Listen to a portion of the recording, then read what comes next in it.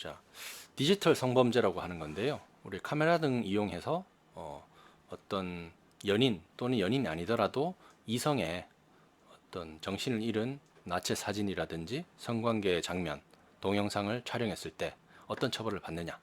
지금 2020년 5월 19일 날 관련 법률이 개정돼 가지고 카메라를 이용해서 성적 욕망 또는 성적 수치심을 유발할 수 있는 사람의 신체를 촬영한 경우에는 최대 7년 징역 처해질 수 있습니다. 성폭력 범죄의 처벌에 관한 특례법, 성폭력 처벌법상 최대 7년의 징역이 처해질 수 있고 벌금 같은 경우는 5천만 원 처해질 수 있고 이게 만약에 촬영 당시에는 서로 동의해서 찍었다고 하더라도 나중에 그거를 동의 없이 임의로 이제 공유 다른 데다가 반포라든지 퍼날랐을 때 이것도 역시 최대 7년 징역 그리고 5천만 원의 벌금에 처해질 수 있습니다. 돈 벌려고 했다면은 3년부터 뭐 15년, 뭐 20년, 25년까지도 유기징역도 얼마든지 가능합니다.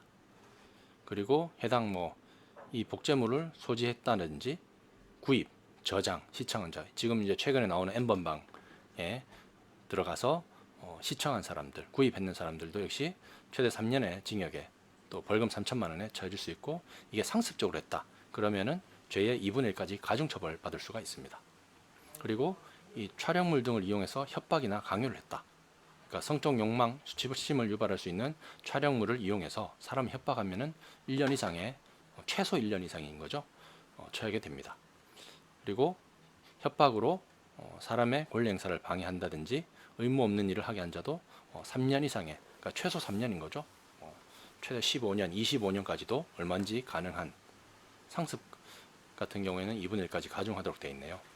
미수범도 역시 처벌됩니다. 그 가운데 이제 우리가 양형 기준을 보는데 일반적인 기준 쭉 나오죠. 뭐 결박했다든지 피해자를 자기가 움직이지 못하도록 하는 이런 경우에는 가중처벌됩니다. 그 극도의 성적 수치심을 증대시키는 그러니까 범행 과정을 촬영했다든지 그에 준하는 경우 되고 그리고 피해자가 다수다 계속적 반복적 범행 같은 경우도 가중처벌되고 범행에 취약한 피해자 그러니까 미성년자라든지 또는 신체상 정신상 장애가 있다든지 그리고 피고인이 이런 상황을 알고 있었다면 가중처벌 될 수 있다는 거죠. 제 이제 네이버 블로그에 우리 디지털 성범죄 양형 기준에 대해서 이 현행 기준입니다. 양형 기준에 대해서 올려놨으니까 필요하신 분들은 한번 보시면 될 것 같습니다. 그래서 우리 지금 말씀 주신 것처럼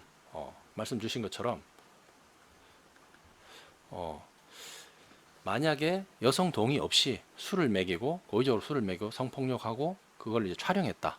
동의 없이 사진을 공유했다. 그래도 어차피 우리 성폭력 처벌에 관한 특례법상 처벌됩니다.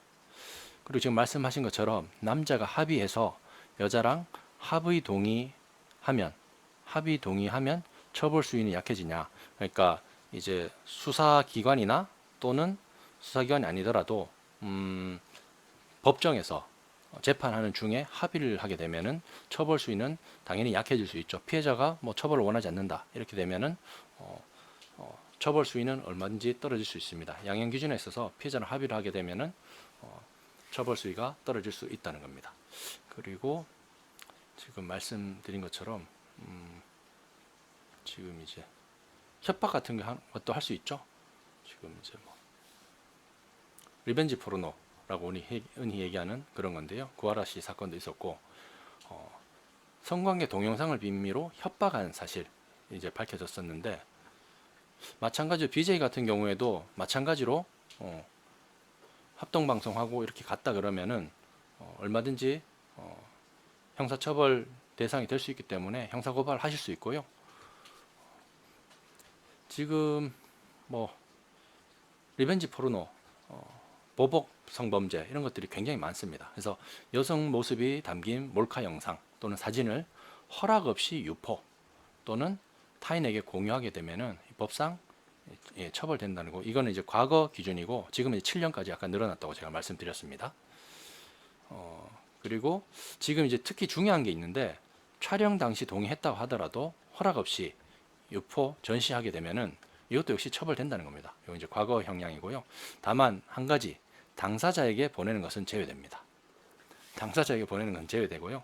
그러니까 촬영 당시에 동의를 했다면은 그 동의한 상대방에게 영상을 보내는 것은 이 지금 카메라 등 이용 촬영에서 처벌하는 대상은 아니고, 다만 그걸 보내면서 협박을 했다. 그러면 그건 당연히 또 처벌되는 거죠.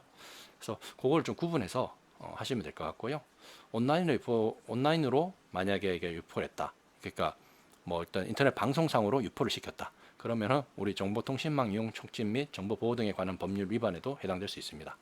그래서 사생활 침해, 명예훼손 정보를 유통시켜서는 안 되고, 이를 했을 경우에는 형사처벌한다라고 규정이 되어 있습니다. 내용 한번 보시면 좋을 것 같고요.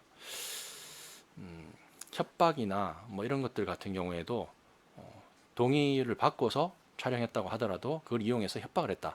그러면 이제 가중처벌 가능하답니다. 그래서 실제로 그런 영상이나 사진이 있다면은 캡처하셔가지고 증거물 수집하시면은 얼마든지 그 가해자를 형사처벌 받을 수 있게 할 수 있다는 겁니다. 더 도움이 좀 되셨으면 좋겠네요.